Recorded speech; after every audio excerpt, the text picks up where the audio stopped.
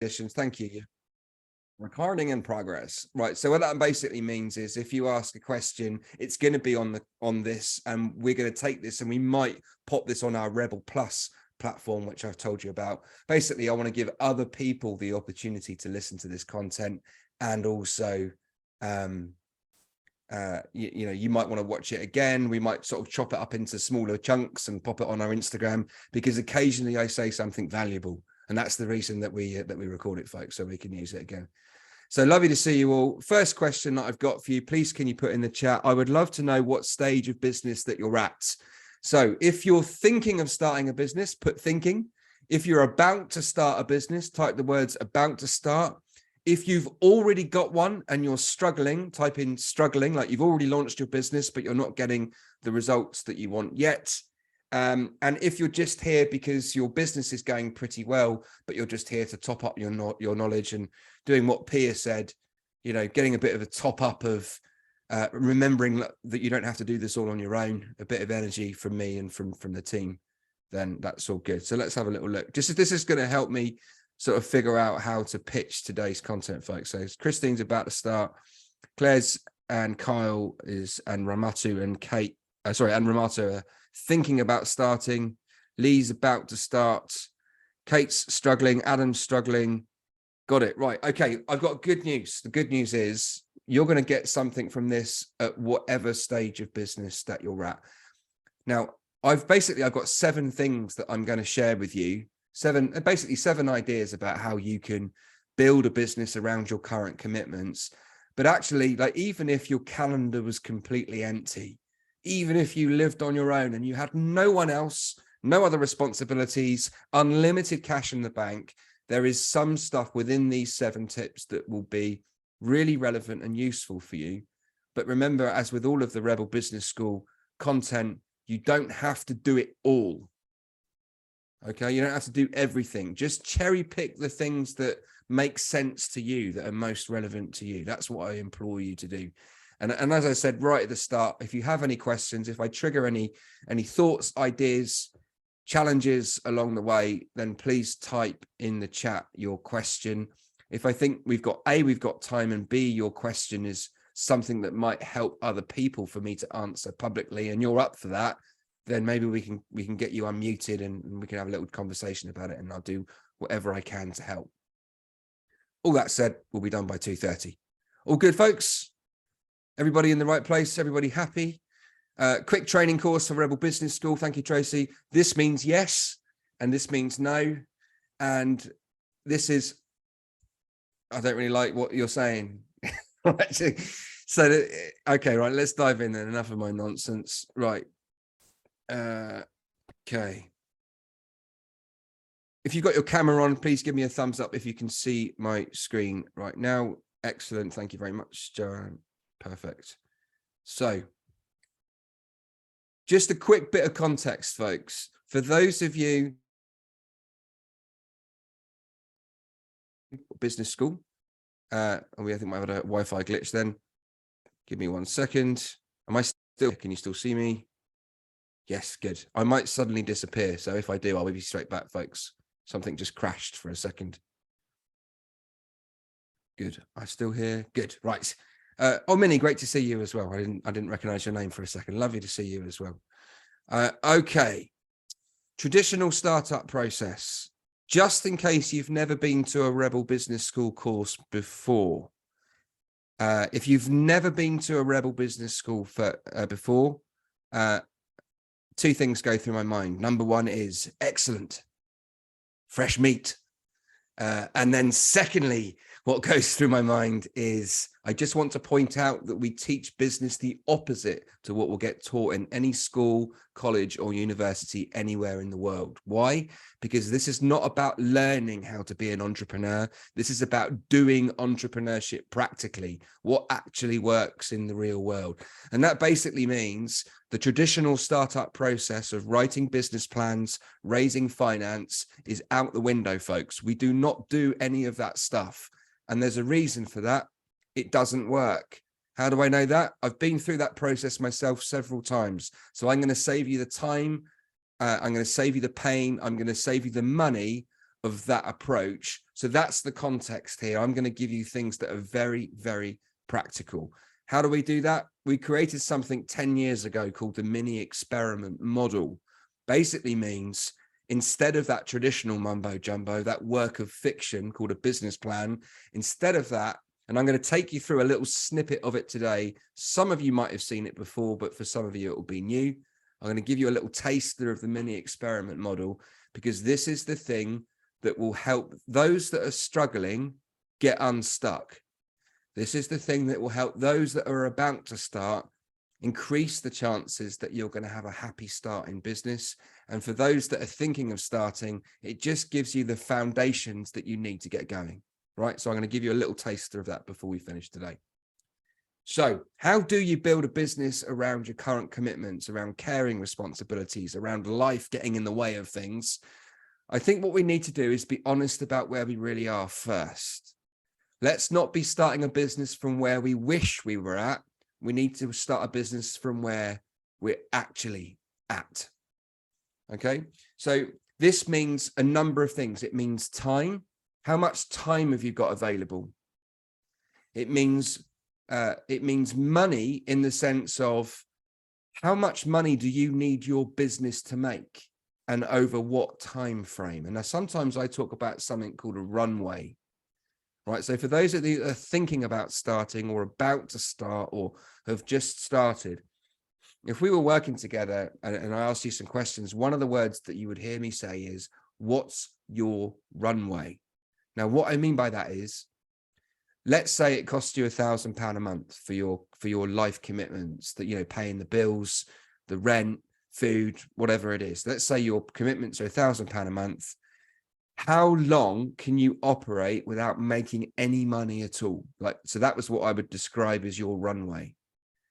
Now, the longer the runway, the more opportunity you've got for your plane to take off. Like, if anyone's ever flown in a plane before, if any of you have actually been at the controls of a plane, you're quite grateful for a long runway, trust me, right? Now, it doesn't mean to say that you can't take off with a shorter runway. It just means that you need to make some adjustments. You know, because I meet plenty of people that say, look, I'm going to start my business. I did this myself. I started my first business in 2003. And I thought, oh, I wonder how long before the yachts and the Porsches start turning up. I reckon, I don't know, 4 weeks, 5 weeks. Now, of course, you know, when it gets into the real world, you realize actually you've got to put in a bit more effort than you think you have. It's going to take you a bit longer than you think it's going to get the results that you want. So let's have an honest appraisal of what time you've got available, what your financial situation is, just so that you can understand what you need to hit. What's the target? Because you can't hit a target you can't see. So let's know what the target is. But also your energy levels, and brackets health, brackets mental health.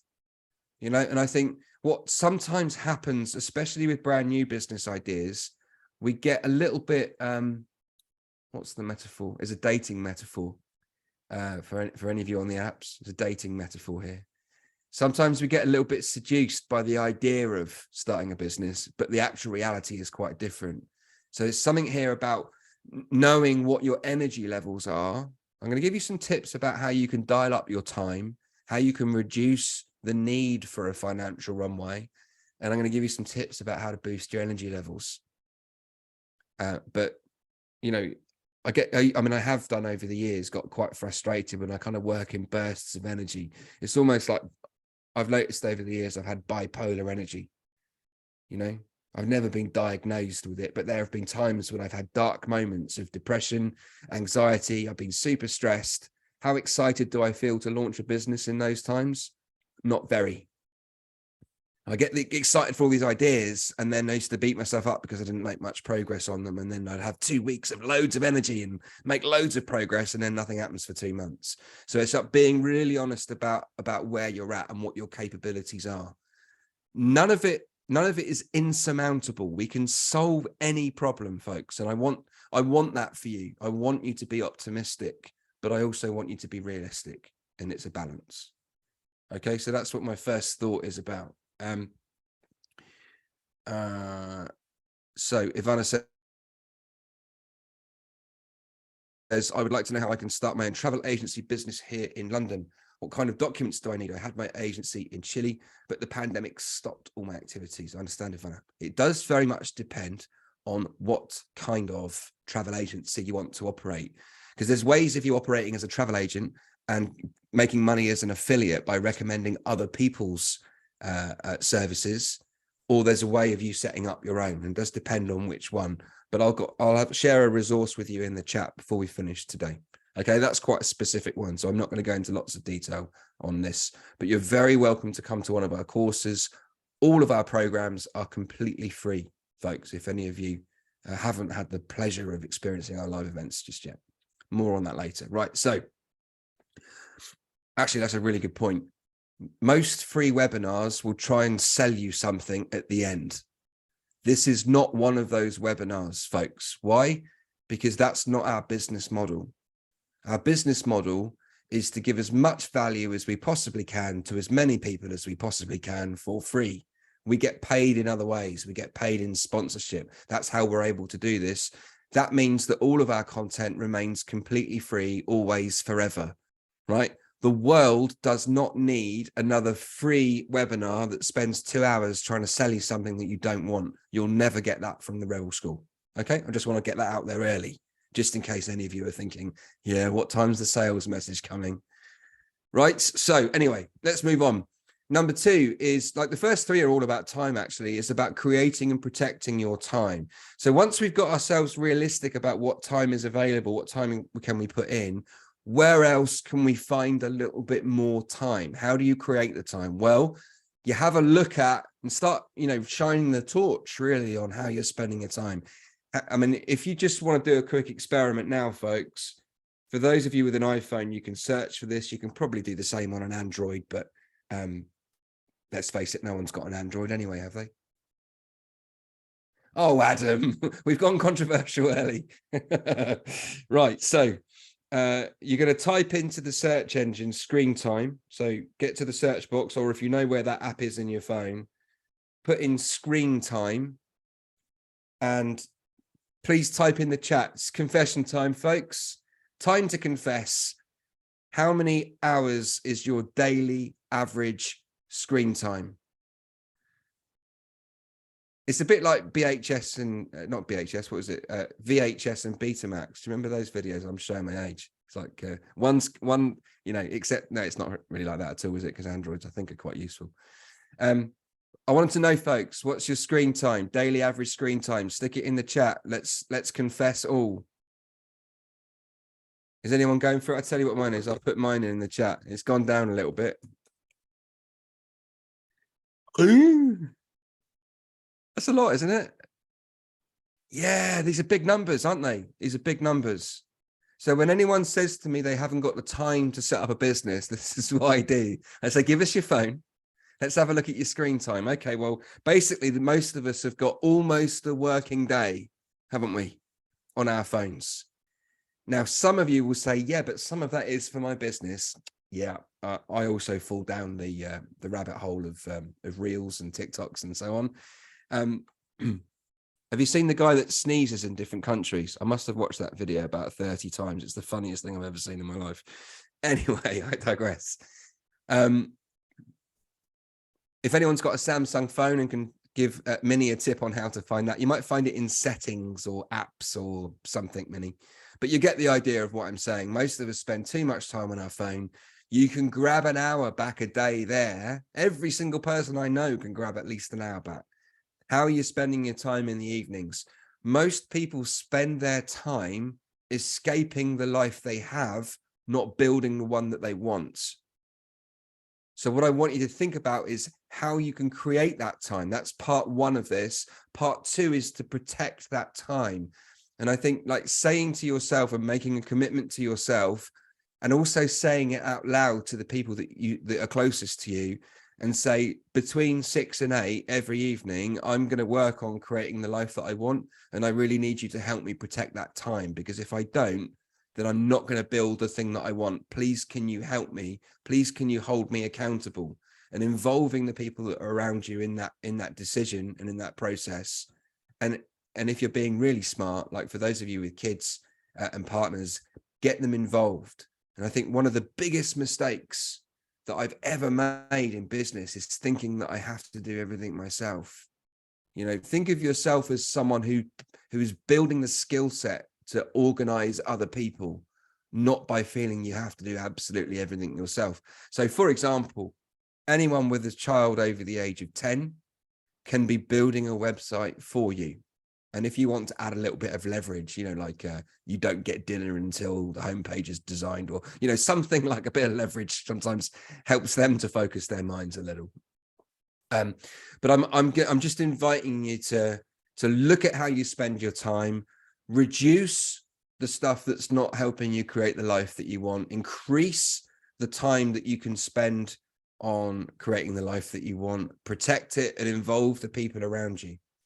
And I think you'll see some results. Because imagine this, if you found an extra hour a day, folks, that's an extra 30 hours a month. That's 360 hours a year, right? That you are spending on a business. Now, and you'll see from my next point, that is a huge amount of time. You can get a lot done in 360 hours. And just for the benefit of our brains, that's 45 working days, folks. 45 working days. If you create 1 hour a day to focus on your business, you've created effectively 45 working days a year where you can be spending that time creating the life that you want. Okay. Now, Ivana, you've raised the really important point about choosing something that lights you up. We're going to come on to that in a little while. Okay. Let me introduce you to Ella. Ella is one of the businesses that we've helped to create. Ella's business is based down in Kent. She's online. She started making pin badges for Crocs shoes, right? And now I'm sure most of you have heard of Crocs. Now, I didn't realize this is a thing because I'm definitely not cool enough to know. But apparently you can embellish your Crocs, Adam, and this is the information that you've signed up for today. I knew that you wanted to know that. So Ella started by designing some pin badges, right, for Crocs that then went on to other bits of clothing. She posted her designs on Etsy and nothing happened for a couple of months. And if you want to know more about Ella's story, she's lovely. I mean, she's an amazingly talented young woman. And she put her designs on Etsy, nothing happened. She started selling on Etsy after a couple of months. She got her first order and she hadn't made anything yet. So she got paid. She got the money in, and now she had to use the money to go and make the badge so that she could fulfill the order for her customer. And that's kind of the rebel methodology, guys. That's, selling before you've made anything. That's the way to go. Use your customers' money to build your business. Don't use your own. And off she did. She built her thing, and now she does other design stuff. And you can see it says on our website, you might be able to see that. Who are we? She's grown it from selling one pin badge to being a full-time income for her. She was able to leave her job behind forever. Now, the point that I wanted to make here, folks, is if you want to change the way you make money, I'm going to invite you to change the way that you think. Now, we have been conditioned to work 8, 10, 12-hour days. We've been conditioned in that way from when we were 4 all the way through to when we were at least 16. And for those of us that stayed in education longer, we work Monday to Friday. You start at 8 and you finish at 5, or whatever those hours are. And if you've had a job working for someone else, not only have you got, like 12 years of education, 12 years plus, you've also add the extra years where you've worked for someone else. So you might have been conditioned to work in that way for 25, 30, 40 years, maybe even longer. In my case, like 90 years. For 90 years, I've been conditioned to work in that way. It took me so long to give myself permission to take a day off. I can't even tell you.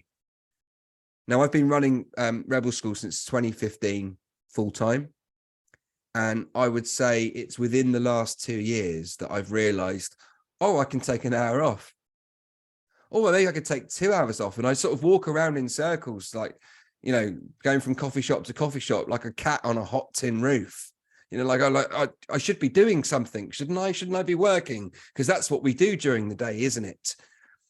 I would much rather you spend 45 minutes a day of focused activity that adds value to your business and give yourself the rest of the day off, then think you have to be in the game 8, 10, 12 hours a day to make it happen. Now, because and this is something that is really interesting about this theme. Most of you are here because maybe if you can pick up some ideas and some tips about how you could build a business around your life commitments, that would be a good thing. But actually, I'm just doing the Uno reverse card on you guys for a minute and going, wait a minute, like who says that it takes 8, 10, 12 hours a day to build a business? You choose. It's up to you. Now, if you're using your time effectively, and I'm going to give you some tips on how to do that, if you're using that time really well, there will come a point where you will be unproductive after a certain amount of time in your business. Actually, it could have the reverse effect. You could be damaging your well-being so that you wake up tomorrow with half the energy that you had yesterday and don't really feel like doing anything. And I think one of my more recent realizations is little and often, it's a bit like the hare and the tortoise, little and often can get you a lot further than putting in 12, 13, 14-hour days. Now, I get it that there will be times when you need to put in a shift in order to make something happen. But let's be deliberate about how we use our time. Don't think that because that's how we're employed that you need to work 8, 10 hours a day in your own business. Every second counts, folks, which is different to when you work for someone else. When you work for someone else, they pay you to be there between certain hours. And then there's a sort of a kind of psychological contract and a physical contract that says, whilst you're there, here's what your job is. And if you don't do that job, we'll tell you off. And if you carry on not doing that job, you won't have that job anymore. That's like the process. But you've still got to be there for 8 hours, regardless of how productive you actually are. But if you want to change the way you make money, what I need to do is help you change the way that you think. You can get a lot further, a lot faster by working a lot smarter without necessarily having that big time investment. So it's about being deliberate with our time. Make sense? Good. Is everyone okay? Is everyone happy? Is this what you were expecting, by the way? Or are you here for something else? Minnie's here for yoga. Adam's here for yoga. No, you're here for business. All right, good. Excellent. Okay, right. I am actually bursting with energy today. So like, if you feel like, that thing where, a dog sticks its head out of a car window when it's going at 90 miles an hour, if at any point I'm giving you too much information too quickly and your hair and your ears are flapping in the wind, then just tell me just to pause. Like, Simon, just shut up for a minute so I can just assimilate what it is that you're saying. I'm also conscious we haven't got loads of time together, so I want to give you as much as I can. Oh, Adam, bless you. I feel your pain, my friend. I feel your pain. I feel your pain and your joy, of course. Let's be balanced about this. 2 weeks, wowzers. Oh, this is perfect timing for you then. So, right, number 4 is about taking the next shot. What does that actually mean? Most people I've met think they need to see all of the steps in the journey before they can take the next action. I got someone asked me once, what sort of insurance do I need if I'm a public limited company? I'm like, sorry, what, a PLC? You're thinking of going on the stock market? Like, what are you, Sainsbury's? He went, no, I've got loads of ideas. I don't know which one to choose. And I'm like, well, I should probably wait a good sort of it's going to take you about 8 or 9 years at least to get to IPO. So go watch The Wolf of Wall Street, immerse in the vision of creating a business that you can float on a stock exchange somewhere. And at least step 1, go choose a business idea first, and we'll get to the insurance for when you float on the stock market later.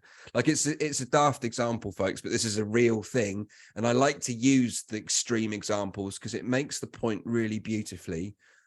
And I got this, actually, it's a basketball picture, but I actually got this from a rugby player. I thought it was really interesting. A rugby player, my rugby career stopped when I was about 7 years old, folks, like full disclosure. Someone caught up with me. So I'm not a rugby expert. As soon as someone caught up with me, I thought I need to find another sport because that hurt too much.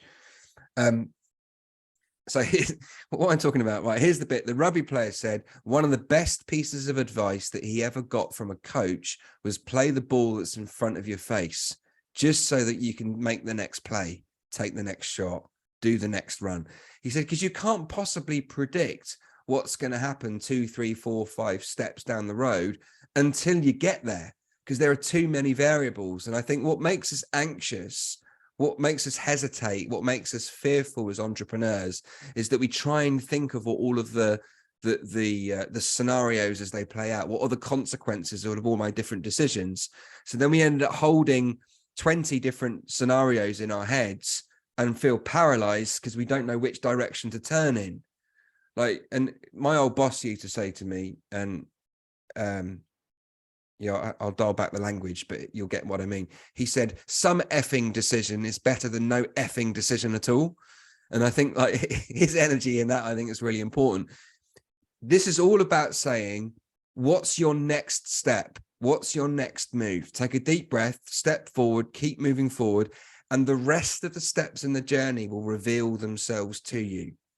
Because lots of us might be thinking, yeah, but I don't know how I'm going to do this next week, because next week I've got, my partner's working full time. So I've got, full control over childcare responsibilities. I can't even be trusted to give myself breakfast, never mind anybody else. How am I going to deal with that next week? Well, let's wait till next week. We'll figure it out. We always do. And every single person on this call, in fact, every single person on planet Earth has got access to wisdom and instinct. You'll know what to do when you're faced with a challenge. We all do. It's built in. It's part of being human. Having an idea and planning ahead, it all helps, but let go of the fear and just play the next shot in front of you. And by the end of this call, I think most of you will know what your next step is. And I think that's the bit here. Is I don't want you to overthink it. If you're a recovering overthinker, put the word overthinker in the chat now. This is part of your therapy, folks. I'm also a recovering overthinker and a recovering perfectionist too. If you're one of those, put that in the chat as well. And all of the other things. Come on, let's hear it from you. There we go. Thank you, Pia, for confessing your sins at the Rebel Business School. Minnie's gone for both. Carl's gone for overthinking. Yeah, I completely get it. Good news, folks. It's all made up in our heads. We don't even need to stop overthinking. We just need to recognize that it is overthinking. That's step one. Hey, look, I'm thinking about dumb things again. Silly me. Anyway, go and sell something. Like, that's basically what the thought process has become as an entrepreneur over the years. My long cut is your shortcut, guys. My long cut is your shortcut. What does that mean? Well, it took me 15 years of trying and failing lots of different businesses, making all the mistakes that most people make. You don't need to make the same mistakes that we make. You can make new ones. And then you can ring me up and say, Simon, I made a mistake. You should probably turn it into a webinar. And I go, great, jump on with me. Let's make it happen. Right. So this is really about saying, guys, it's good to have an idea. It's great to have a vision. It's great to sort of plan what might happen. If this happens, if that happens, I'll do this and I'll do that. But take a deep breath and take the next step, play the next shot in front of you. All right. And everything else will sort itself out along the way, because you're resilient and you've got access to unlimited wisdom, because you're a human being. The second we stop overthinking, that's the moment when we realize what to do next. And if you know I'm speaking the truth, please nod enthusiastically. If you think I'm talking a load of mumbo jumbo, please type mumbo jumbo in the chat. Oh, Joanne, I love that. I love that. Good. Remind me never to go on holiday with you. In that case, it could be a disaster, but it could be fun. Who knows? I'm exactly the same. I'm trying to get better. I'm trying to get better. I've even booked something for December. This is new territory for me. I'm quite happy about that. Actually, Alan booked it. I didn't book it.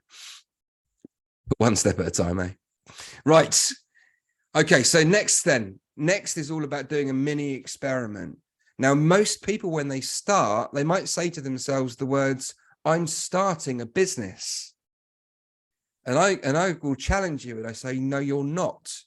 It's not a business yet.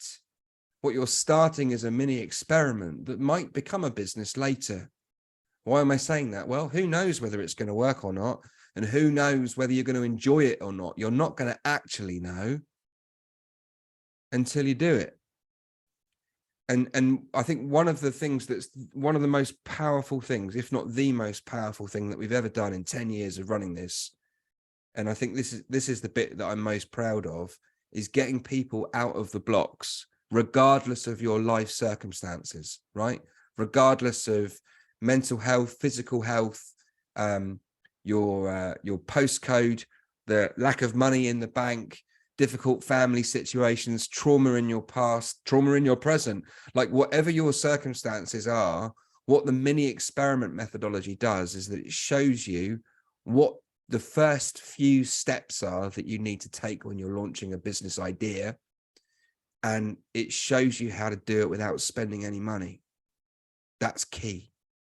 If you've got loads of money, like you go, Simon, shut up, I'm so rich. Literally, I live in Surrey or Dubai.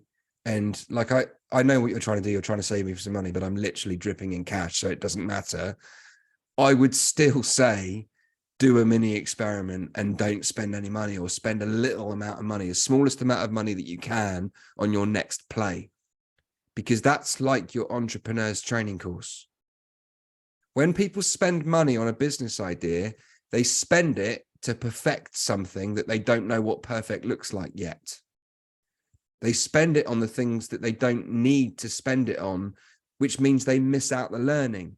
If you miss out the learning, you get frustrated because you don't get the results that you want and you can't figure out why. Now, we can move through a mini experiment quite quickly. Some of you that have already started, who would put in the chat, like, I'm struggling a bit with this, I'm not getting the results that I want yet. The mini experiment methodology points to where you're at in the process, right?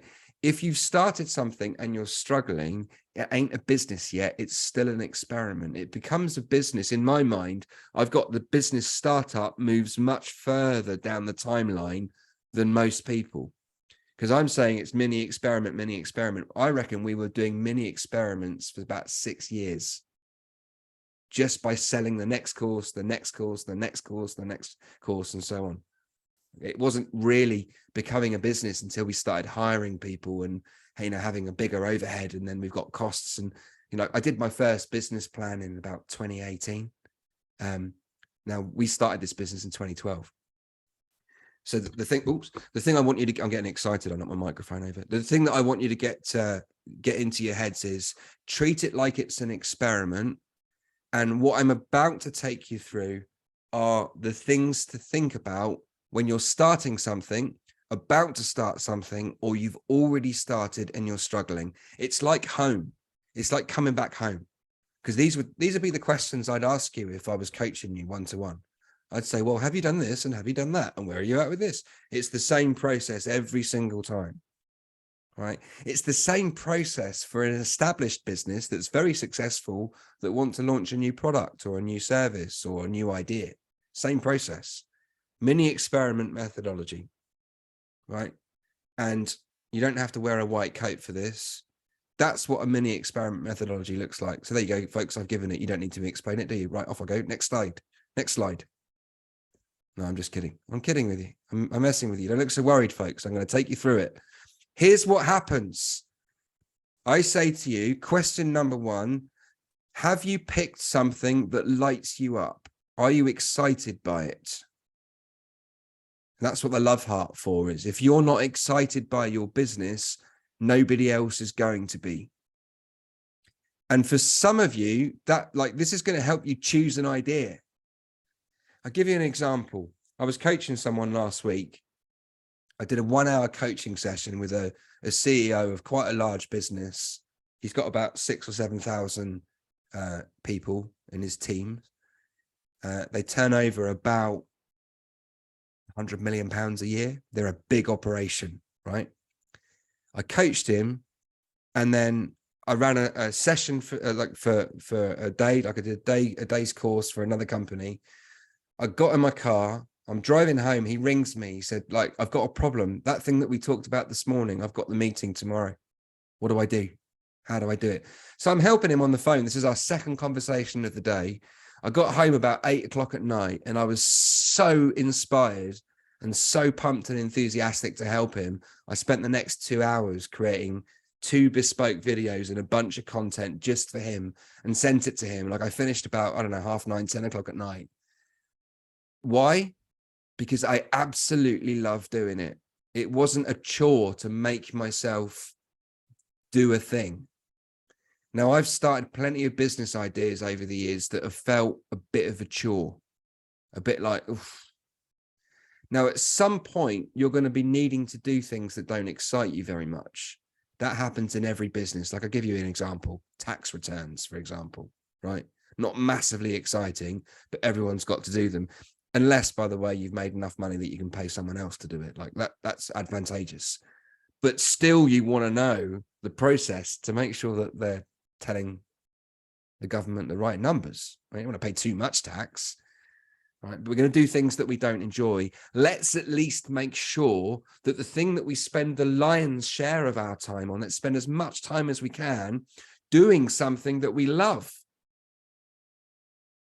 Otherwise, you might as well go and work for someone else. It's a lot easier. You know what I mean? Give yourself a break and go and get a job for someone else. If you want to do something that you don't particularly love, right? But this is an opportunity for you to create the life that you want. You decide your hours. You decide your product or service. You decide the people that you hang out with. Put yourself into a position where you're most likely to get a win. You don't actually know if you're going to love it until you do it. Like I got really excited about being an artist for a while, right? I got so kind of fatigued with a day job and running a team and running all these programs and everything. I thought, you know what? I think I want to be an artist. I'm going to give it all up. I'll grow my hair long. You know, I'll go and sit in a shed for the next 5 years and paint. That's what's going to excite me. I bought a load of paint. I bought a load of materials. I sat in my, I didn't have a shed at the time. I was living in a flat in Leicester and I sat in my front room, spent the weekend painting, sent the kids back to their mum covered in paint. Like I was tired. There was paint everywhere, literally everywhere. And I thought, don't think I want to be an artist after all. Now I'd held on to that idea for about 5 years, but it wasn't until I actually took the steps to start making it happen. That's when I knew, like, what does it feel like in my body? Is this lighting me up like I thought it was going to or not? And if the answer is no, try something else.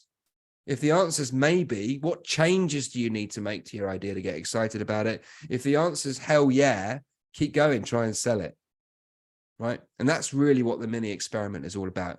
You pick something you love, then you go into circle A, you go, what am I selling? What's the product or service that's the one thing to start with? I always pick on yoga teachers, not because I don't like yoga teachers. Yoga is fine, like it's good. It's life-changing, actually. But yoga teachers say, I want to run classes. I want to do one-to-one. I want to run yoga retreats. I want to do yoga equipment. I want to do my own yoga branded clothing and a yoga YouTube channel. And I go, well, which one are you going to do? They said, but I'm a yoga business. I want to do it all. Yeah, I know. But let's be honest about where you're at and be realistic with your time. Are you actually going to be able to divide yourself between all of those different products and services and do them justice? No, you're not. Not even if you had unlimited time. I want you to focus, guys. Yes, Tracy, the video will be available on Rebel Plus, and I'll tell you about Rebel Plus before we finish. So this is the thing, folks. This is all about focus. It's all about focus. Without focus, your business is hocus pocus. I came up with that myself this morning. What do you think of that? It's a bit, you hate it, don't you? You hate it. But you get my point. One of the biggest mistakes on the page right there are most of the mistakes that most people make. They pick something that they're not excited by. They don't focus on one product or business idea. They don't have an understanding of who their target audience is, and they don't take enough action to get a sale. That's basically it. So let me reverse that into positive language for you folks. This is a check-in. Have you picked something that lights you up? If the answer's no, we need to find something else, or you need to change the focus of it so that it does light you up. Makes your face do this. Gets you like working till 10 o'clock at night for fun. because it doesn't feel like work. That's the sort of territory that we're hunting in. And if you haven't got that yet, folks, because some of you are here out of necessity, I get it. Some of you are here going, like, it's all very well and good, Simon, picking something that I love, but I have to put food on my table tomorrow. Like, I understand that, but again, we're starting where we're at, not where we wish we were at. If you haven't quite got the thing that lights you up yet, treat this like your entrepreneur's training course. I'm going to run a mini experiment. The best guess of what I've got available to me now, I'm going to pick one product or service within that idea, find someone to buy it and ask them for cash and see if it works. If it works and I like it, repeat. If I like it and it doesn't work, we've got some changes to make. If it works, but I don't like it, we've got some changes to make. And that's really the essence of mini experiment methodology, folks. Where your focus goes is where the cash flows. I didn't make that one up. That was, well, I might have done actually. I might have adapted it from someone else's. But that's really what the essence of this is. If you're starting, if you're about to start, or you're effectively restarting in some ways because you're struggling because you're not getting the results that you want, then I'm going to say to you, you just need to pick, like my yoga teacher example, like what lights you up the most? Is it one-to-one? Is it retreats? Is it classes? And they go, well, the thing that lights me up the most is doing yoga one-to-one. I say, well, bang, like, forget everything else. We'll get to that later. Play the ball that's in front of your face. Take the next shot. Take the action to go get your first customer. And repeat. And keep repeating. And don't take 6 months to speak to 10 people. Do that in your first day. That's the other mistake, because it's like a bit of a paradox when you're in the early stages of business, because we're a little bit fearful, let's call it that, a little bit fearful, a little bit scared, a little bit anxious or hesitant. We're not quite ready to put ourselves out there yet, so we don't take the action as quickly as we might. Take a deep breath, go speak to one person. Start with the people that you already know. Start there, because that's the easy conversation. We'll get to the strangers later. There's a load of customers that you already know, or word of mouthers, you know. They might not be direct customers, but people that you already know are gonna help you. Why are they going to help you? Because you're going to ask them. So, please, can you help me? I need my first customer. How can I get my first customer? And if they help you, then you send them chocolate, or you take them out for coffee, or you make them a sponge cake, or whatever your skills are. Okay, so that, folks, is the foundational piece of this jigsaw. This is what the foundation of a mini experiment looks like. Pick something you love, choose one thing, stick it in front of an audience, and take lots and lots and lots of action to make your first sale. And that, to me, I said to you, you can work 8 hours a day and get nothing to show for it. You know, you spent 8 hours a day on your phone, you don't have much to show for it. Like, you can work for 8 hours, get nothing, or you can do 30 minutes following what I've just said. Do 30 minutes and you'll do a week's worth of work. Honestly, it's so powerful. It's so powerful because it just points you, just shows you what to do next. Okay, right. What else? Let's go on to the last little bit. So I guess, like, just to wrap that up, really, tip number 6 is all about choosing what lights you up. Choosing what lights you up. That's my business partner, by the way. That's Alan. I don't know how we did that, actually. I'm a little bit annoyed about how good that picture is with the light bulb. We have this thing where, like, if his branding's better than mine, I get a little bit annoyed. Okay, final thought then is this. Tip number 7 is be kind to yourself. Like, if next week you go, well, I went on that webinar and there was lots of really good tips in it and I got really inspired and I didn't do anything, there's a reason for it. Maybe you just need to rest first. Maybe you're missing something. Maybe you need to go and have a conversation with someone. Maybe you need to ask for help. There's wisdom in all of that feeling. If you're feeling like, I feel a little bit uncomfortable, I don't feel well, don't beat yourself up over it, guys, because say nice things. Say nice things to yourself. Most people are not kind. Most people will give themselves lots and lots of criticism. In fact, they'll criticize themselves more than other people that they've met down the years, and we need to stop that. If you want to change the way you make money, I need to help you change the way that you think. You need to big yourself up. celebrate what you've achieved so far. The fact that you're even on this webinar is a step more than most people. As always, on our free courses, we get people, we get like double and triple the number of people sign up to those that actually turn up. 80% of winning is showing up, and that deserves something. And remember, like, this is a process, guys. You don't wake up tomorrow morning running a successful business. It's a process. It's actually a process of personal development as much as it is a process of business development. And you guys are on that journey, and I salute you for it. I know how hard it is. Right, I'm going to give you a last little story, folks, which I just wrap up with some of my own experiences. And I guess, like, the last little bit, Ewan will put the links in the chat. There are 2 places I'm going to point you towards. The first place is, oh, that's strange. That's the wrong slide.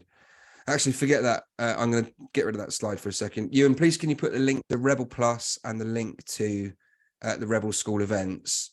Now, if you wanted to buy a 2-week course in entrepreneurship, it would cost you about £2,000.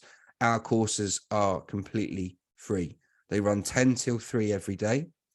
We cover all of the topics that you might think are relevant in starting a business, from tax and accounting to social media, building websites, marketing, sales, advanced sales, networking, productivity, negotiation secrets. We do all sorts of stuff as part of our 2-week programs. If you go to the link that says /events, you're very welcome to come. You can come to as many of our courses as you want. Now, there's at least 3 people on this call that are veterans of Rebel Business School courses who've been to, like, several of our things. And, we've got different presenters. You turn up in a different headspace. Even if you get the same presenter every time, they're turning up with new knowledge and different headspace. You're going to learn new things. You're welcome to come as many times as you want. It's completely free, right? So anyone that you know in your friends and family network that have got an idea for a business and you want to give them a little nudge, give them that free gift. Say, go to this, it will change your life. And I'm not just saying that, guys. We have plenty of people that have come through our programs and have had life-changing experiences. So that's the first thing. Thank you, Delrianne. If I said your name correctly, Delrianne. What an awesome name. Thank you. I'm glad that you came along. Brilliant. Thank you, Christine. Like, guys, I'll pay you later. Much later, just in case you're getting too excited about that. Thank you, Minnie. Bless you. Right. So that's the first thing. Free courses, event program running all the time, 30 to 40 courses per year in the UK. And we run courses if you're based in New Zealand, if you're based in Colombia, if you're based in Morocco, if you're based in France, you can experience Rebel Business School content. It might be under a different badge, but we've got lots of events happening around the world. Most of the stuff that we do is in the UK and Colombia at the moment, and New Zealand, actually. Joanne says, do you do a deep dive into social media? Yes, we do. Joanne, you need to come to day 4 of the course. I'd recommend day 2 and day 4, because then you'll get a bit of marketing and sales and a bit of social media, and we do a deeper dive in that. Any other questions, folks? Please stick it in the chat now just before we finish. Now, I'm going to tell you this. I've tried to start a business and build it around my personal commitments in lots of different ways. I had to go at my first business by running it as a side hustle. I had a full-time job, and at evenings and weekends, I worked on my business. My personal experience was that didn't work for me. Why? Because I'm not very good at coasting in a job. I'm a bit all or nothing. I'm a bit binary. So actually, I'd get home from work and I'd just be exhausted. And I just thought, I haven't got the time or energy at the moment to, can't even face it. So what I did then was I resigned. So my next move was to resign from my well-paid, successful career because I wanted to be either a rock star or an entrepreneur. And I ran both of those projects simultaneously. No prizes for guessing which one was more successful so far. There's still time. And that was bumpy. It was a very bumpy ride because I was starting my business from where I wished I was at, not where I was actually at. And it took me about 8 or 9 months to get my first sale. Now, 8 or 9 months of mortgage payments is a bit rough. So what I did then, folks, was I took a part-time job so that I could run my business alongside a part-time job. That also didn't work because the part-time job ended up becoming a full-time job, and then it took me away from the business, and then I kind of ended up going around in circles. I've also, I mean, in the early days of the Rebel School, so we set it up in 2012. My youngest at the time was 4. I had a 4-year-old and an 11-year-old, 4-year-old and a 10-year-old. That was challenging. You know, that thing where your kids clamber all over your laptop when you're halfway through and you haven't saved the thing, you know, or that you literally sit down and you go, right, I'm going to do my business now. Oh, you're hungry again. Brilliant. Right. I have to go and get some food again. Okay. Like, you know, all of that stuff goes on. And for anyone with caring responsibilities, the age is irrelevant. If you're caring for somebody and they need your help, it tends to be, I need it now. And there's not really much you can do about it. But as much as you can, as I've said with these tips, it's about figuring out, be realistic about, if it's half an hour a day, that's great, but protect that half an hour. Like, that's my half an hour. That's just for me. And I want you to involve the people in your lives in those decisions so that they can support you and hold you accountable as best you can, right? When the business started to grow in 2015, my ex was pregnant with our 3rd son. So the early days of Rebel Business School was built on 2 hours sleep. So I do understand what it's like when you've got caring responsibilities and you're trying to build a business. The tips today have been designed to help you navigate your way through that. Again, you don't have to do all of them, but hopefully there was something in there for you. And thank you very much for spending an hour of your precious time. And hopefully it's been useful. We've got a few minutes left, folks. I'm happy to stay on and answer any questions that you have.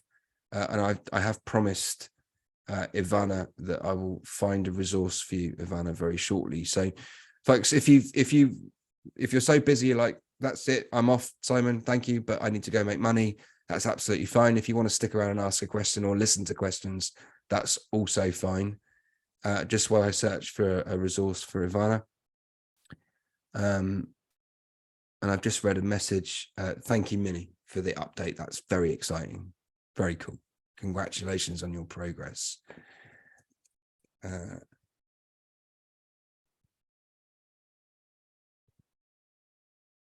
Okay.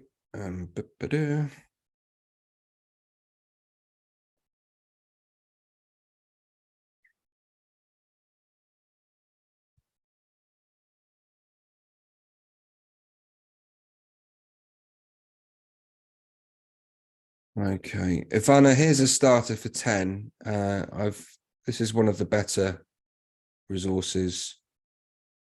I'll stick it in the chat there. And there was one other one that we've referred to before. Just if any of them mention business plans, just ignore that bit. And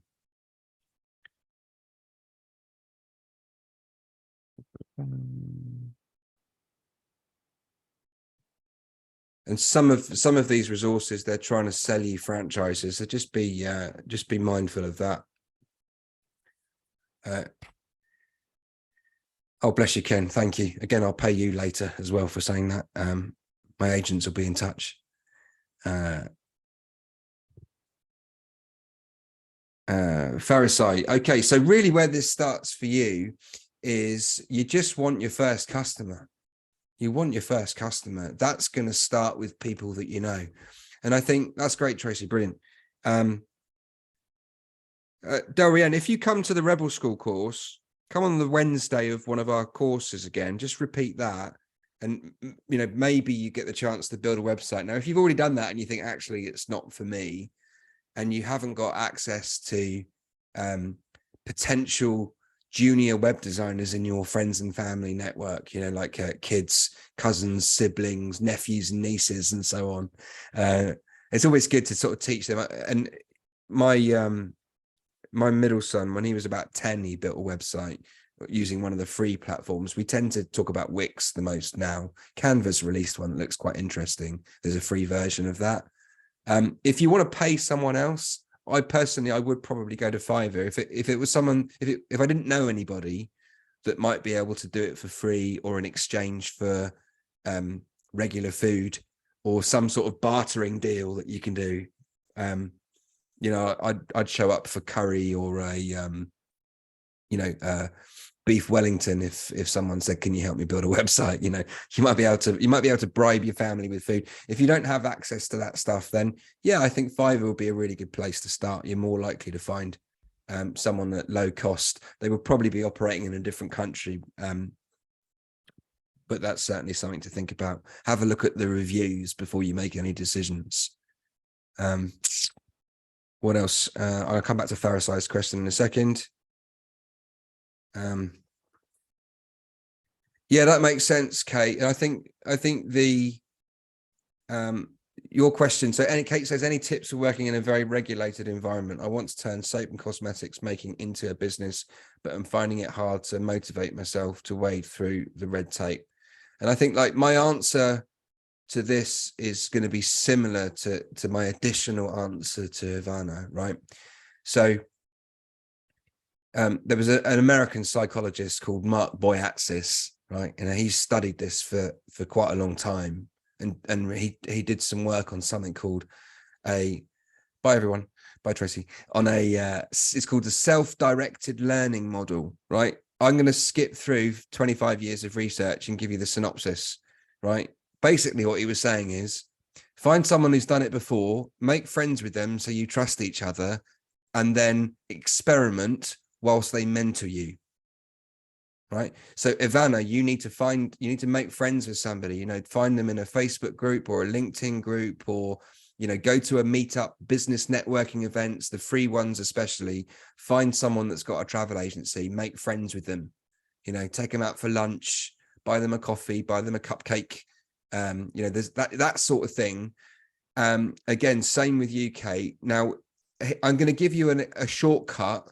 The shortcut is in the Facebook support group for the Rebel Business School. It's called Rebel Business Support. We've got people in there that have been through that process. There's a business in High Wycombe. Her name's Montrese. And Montrese came up with a hair care product herself and went through, there's several people in there that have been through all of the process to go from idea through to, you know, in a regulated industry, through to a cosmetic that you can sell. Now, the stepping stone to that, Kate, would be friends and family first. Friends and family first, because the risk is lower. Yeah, you know, for a donation, would you like to donate £7 for this hand cream that I've made? That's how I would do it. And you know, like what the Americans would call a mum and pop business, what the UK would call a kitchen table business, and start there. Start with sales. And once you've got your product that your friends and family really like, and you've got your packaging sorted and all that sort of stuff, and you've then got a bunch of people that are already fans of what you've made, at that point, you consider doing a Kickstarter campaign. Go to kickstarter.com, post a campaign on there so that people can pledge money and buy your products in advance off the back of the testimonials from your friends and family. Raise the amount of money that you need in order to get the labs to sign off your work effectively. Like, it's the steps in the process. That's the sort of direction. It's not like the full right answer, but again, playing the ball that's in front of my face. I just need to get my friends and family excited for what it is that I do, so they can help me raise the sales that will give me the cash to send my product to a lab. Again, pick up one product first. Don't try and do a range in one go. Pick one product, the one product that lights you up the most, that you're most excited to do. Make a few versions of it, a few batches, give it to your friends and family in exchange for a donation, and then see if you like the process of doing it. Does that excite you? And I think, you know, we don't need to go from zero to supplying Waitrose in one step. We go from zero to make some cosmetic, to get people interested in the cosmetic and do it as a kitchen table thing. Hopefully that helps. You're very welcome, Michael or Michelle. Please correct me if I've got your name wrong either way. I was hedging my bets. Lee says, Simon, if I earn less in the first year than I spend on equipment, will the tax from my PA